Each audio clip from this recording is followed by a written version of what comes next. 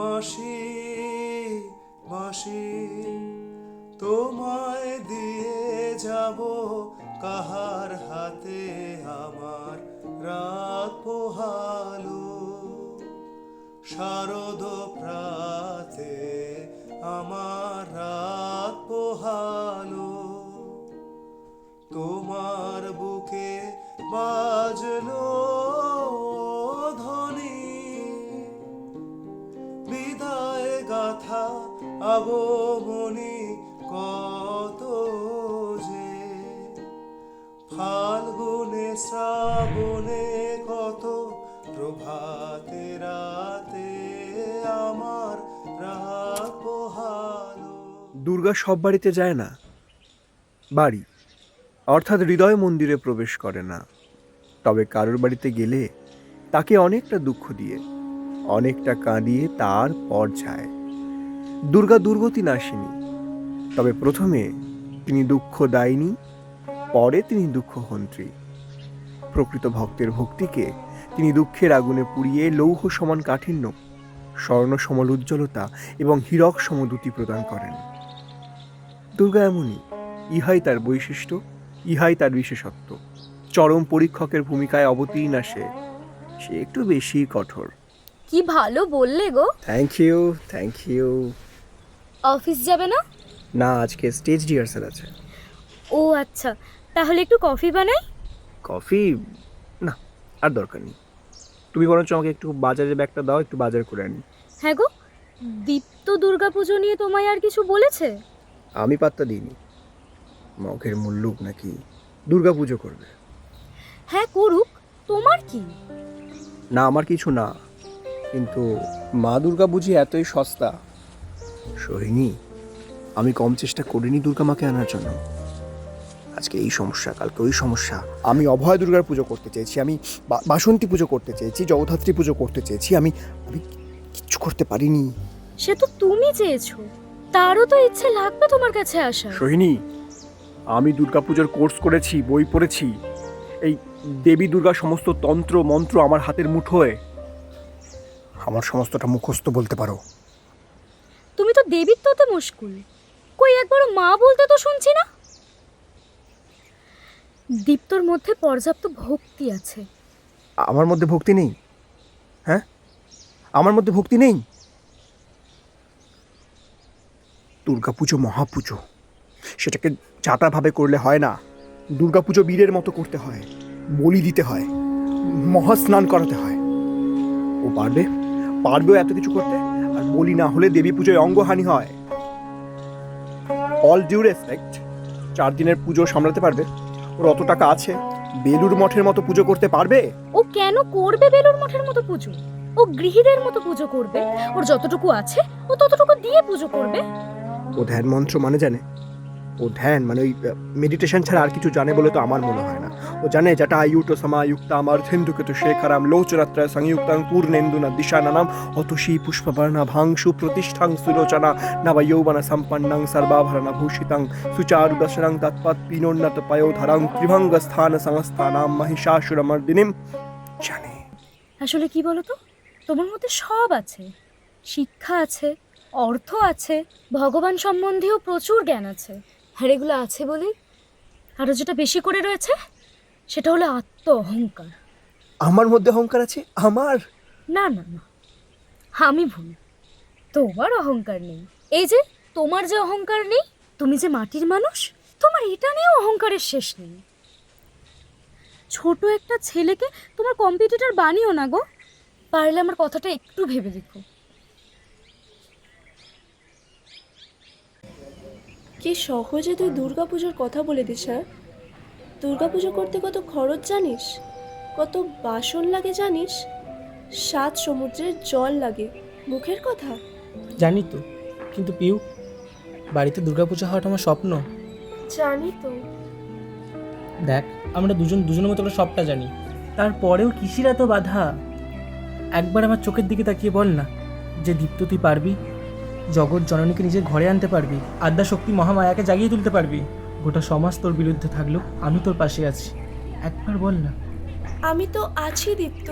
আমি কখনো তোর ইচ্ছেকে অগ্রাহ্য করেছি? কিন্তু ভয় হয় রে। দুর্গা পুজো, মহা পুজো, রাজরাজাদের পুজো।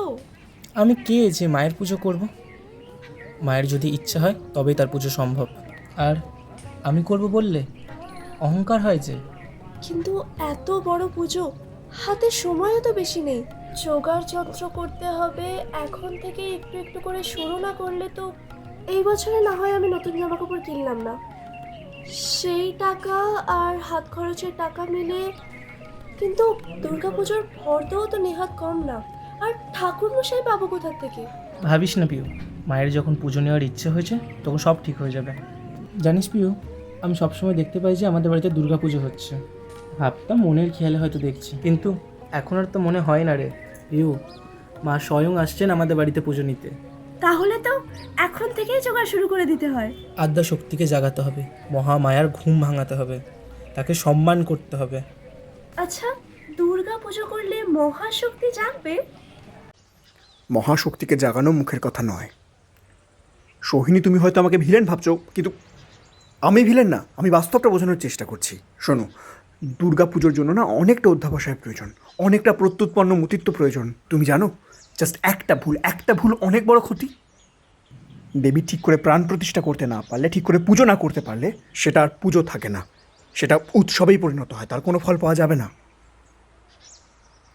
ষোড়শোপচারে পুজো করতে হবে, ষোড়শোপচারে পুজো, 4 দিন মুখের কথা নয়। জানি আমি, আর তাই তোমার সাহায্য চাইছিলাম। আসলে কি বলো তো, আমরা দেবীকে দেবী না, ঘরের মেয়ে, ঘরের মায়ের চোখে দেখি। আর দেখি বলেই মা আসার আনন্দটাকে এতটা উপভোগ করি। আর দেবী ভাবলে তার আসার আনন্দে এতটা নাচতাম না, আর চলে গেলে চোখের কোণে জলও আসতো না। দীপ্ত দুর্গাপুজো করতে চায়, এটা তো সৎ চাওয়া, এতে তো আমি কোনো ভুল দেখছি না। যদি একজন সঠিক মানুষ পুজোটা করে পুঙ্খানুপুঙ্খভাবে, তাহলেই তো সবটা মিটে যায়। তুমি অফিস যাচ্ছ? হ্যাঁ, আর আজকে আমি ফিরবো না, মায়ের বাড়িতে থাকবো। কেন ফিরবে না তুমি? আমার অস্বস্তি হচ্ছে, খুব বিরক্ত লাগছে, অসম্ভব বিরক্ত লাগছে। খাবারটা টেবিলে রেডি করা আছে, খেয়ে নিও, আসছি আমি। এত খরচ? হ্যাঁ বাবা, 5 দিনের পুজো, মুখের কথা। ঠাকুর অর্ডার কি হয়ে গেছে? না, এখনো হয়নি, বন্ধু আছে করে দেবে। তবুও তোমার কম করে 20,000 টাকা খরচা বাবা। এটা দেবী পুজো, মহা পুজো। তাই বলি কি চাকরি পেলে শুরু করলে হতো না? তাছাড়া 1 মাসও তো বাকি নেই। আর ঠাকুরমশাই এখন কোথায় পাবে? আর ঠাকুরমশাই কিন্তু 7,000-এর কমে নেবে না। 2 জন লাগবে, একজন চণ্ডীপাঠ করবে, একজন পুজো করবে। ঝুঁকি হয়ে যাচ্ছে কিন্তু বাবা। পিউ, তুমি তোকে ভালোবাসো, তুমি ওকে বোঝাতে পারছো না যে দুর্গাপুজোটা আমাদের নয়, আমরা মধ্যবিত্ত। দুর্গাপুজো হচ্ছে রাজকীয় পুজো। মা দুর্গাকে তো রাজকুমারী মতো রাখতে হবে। কত শাড়ি লাগে, প্রতিদিন একটা একটা করে শাড়ি, পলা বইয়ের শাড়ি, সন্ধি পুজোর শাড়ি, 108টা পদ্ম ফুল। পুজোর সময় একটা পদ্ম ফুলের দাম 40 টাকা। বড্ড ছেলে মানুষই হয়ে যাচ্ছে, তুমি ওকে একটু বোঝাও না। কাকিমা, আপনার ছেলের এটা ছোটবেলা থেকেই স্বপ্ন। যবে থেকে আমরা এই সম্পর্কতে এসেছি, তবে থেকে ওর মুখে সেই একটাই কথা শুনে এসেছি, দুর্গা পুজো করব। আপনি আর না করবেন না? আমরা ওনাকে দেবী হিসেবে আনবই বা কেন? আমরা ওনাকে মা হিসেবে আনবো। আপনি যেমন মা, উনিও তেমন মা। আপনি যেমন 2টো শাড়িতে গোটা বছর ঘোরাতে পারেন, উনি পারবেন না কেন? উনি তো গোটা ইউনিভার্স। ওনাকে এই 12 হাত শাড়িতে মোড়া সম্ভব? 108টা পদ্ম না দিতে পারি, 51টা পদ্ম দেওয়ার ক্ষমতাও কি আমাদের নেই? সন্ধি পুজোতে একটা দামি শাড়ি না দিতে পারলাম, একটা লাল শাড়ি দেব, যেটাতে উনি কমফোর্টেবলি থাকতে পারবেন। আর ভোগে হয়তো অনেক কিছু দিতে পারবো না তো পারবো না, যতটা সম্ভব ততটুকুই দেব। উনি দেখবেন আঙুল চেটে পুটে খাবেন। আপনার হাতের রান্নাও তো অপূর্ব। পিউ, লোকে কি বলবে? আমরা যে মধ্যবিত্ত, মা দুর্গা আসবেন আমাদের বাড়ি, এটাও সম্ভব? এত বাড়ি থাকতে, মানে এত বড়লোক বাড়ি থাকতে, মায়ের আসতে ইচ্ছে করছেন আমাদের বাড়ি, মা পুজো নেবেন আমাদের বাড়ি। হ্যাঁ কাকিমা, মা দুর্গার আসার ইচ্ছে আর আপনার ছেলের আনার ইচ্ছেটাকে তো আমাদেরকেই সম্মান দিতে হবে বলুন, তাই না? বলছিলাম ঠাকুরমশাই, আপনার সময় হবে না একটু পুজোটা করে দেওয়ার? না না, আমার তো প্রশ্নই নেই, মহালয়া থেকে যাব। তবে তুমি মাকে আনতে চাইছো, তুমি পুজোটা করো না। আর তুমি তো জাতে ব্রাহ্মণ, তোমার মধ্যে ভক্তিও আছে, তুমিই করো না। আমি তোমার সাহায্য করে দিতে পারি। এই ধরো ফর্দতে কি কি লাগবে, কিভাবে পুজো করবে, কিভাবে চণ্ডীপাঠ করবে, কিভাবে সাজাবে, এইগুলোই আমি বলছি। বাবা তুমিই করো, তিনি সর্ব সৌভাগ্যদায়িনী, তোমাদের বাড়ির মঙ্গল হবে। আমার বাবার বাড়ি না বেশ সম্ভ্রান্ত। আমার দাদুও ওর মতো দুর্গা ভক্ত ছিল, সারাদিন দুর্গা দুর্গা নাম জপ করত। সংসারে কোনো মনই ছিল না, শুধু টাকা ছিল বলে ঠাকুমার সমস্ত নিজের হাতে সামনেছিলেন। ও পুরো আমার দাদুর হাতটা রেখেছে, প্রচণ্ড ঠাকুর ভক্ত। না না কাকিমা, ও কোথায় প্রচুর ঠাকুর ভক্ত, শুধু একটু দুর্গা পুজোটাই করতে চায় আর কি। দেখো না কেমন রাজাদের মতো হাব ভাব করে, রাজাদের মতোই পুজোটা করতে চায় আর কি। হ্যাঁ, সেই সন্ন্যাসী রাজা। তোর পাগল তুই সামলা, আমি তো হাত তুলে দিলাম।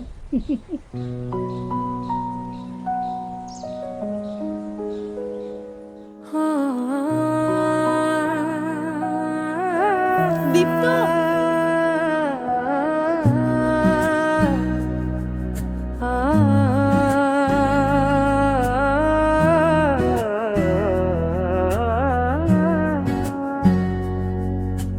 তোমায় খুঁজে পাই অজানা বিকেলে,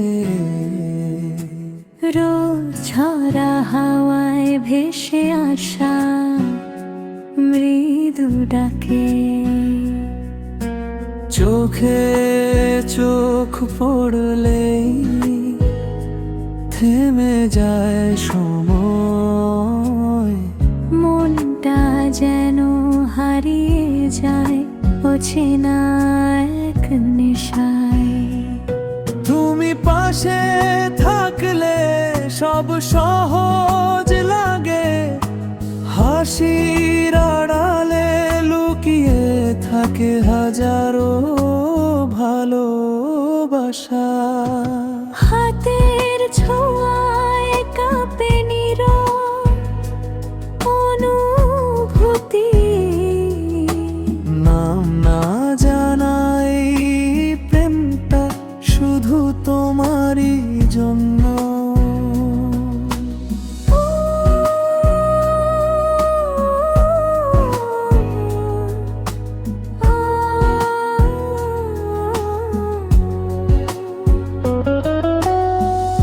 বাতাসে ভেসে আসে তোমার কণ্ঠস্বর, সন্ধ্যা নামলেই তোমায় আরো কাছে পেতে ইচ্ছে করে।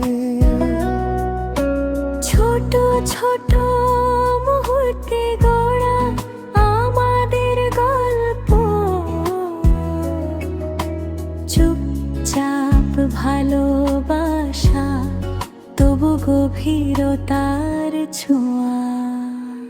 তুমি আছো বলে রঙিন এই জীবন, তোমার মাঝেই খুঁজে পাই